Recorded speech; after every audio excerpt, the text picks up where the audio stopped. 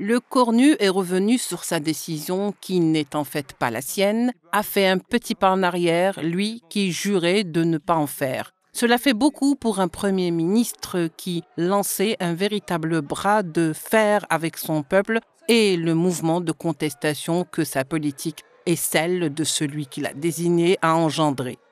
Bon, le gouvernement actuel semble ne pas aller vers la censure, donc ça c'est quand même quelque chose d'inédit, il faut le dire. Hein. Néanmoins, on n'est pas sûr non plus que le gouvernement passe Noël. Hein. Les motions de censure spontanées peuvent aussi totalement apparaître au gré des différents débats.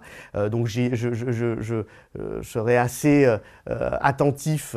Reconduit par Macron, faute d'homme intègre, à la tête du gouvernement, le Cornu annonce suspendre la réforme historique et controversée des retraites. Certes, il a évité le pire au gouvernement en l'épargnant d'un énième effondrement, mais il ne fait pas de doute qu'il s'agit là d'un recul majeur pour Macron car cela affaiblit de facto son leadership, selon les avertis.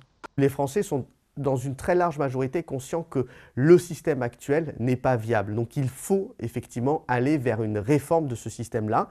Maintenant, effectivement, c'est quels seront les contours de cette réforme. Moi, je pense que les partis politiques pendant l'élection présidentielle vont surtout tabler pour un certain nombre d'entre eux sur un changement complet du système.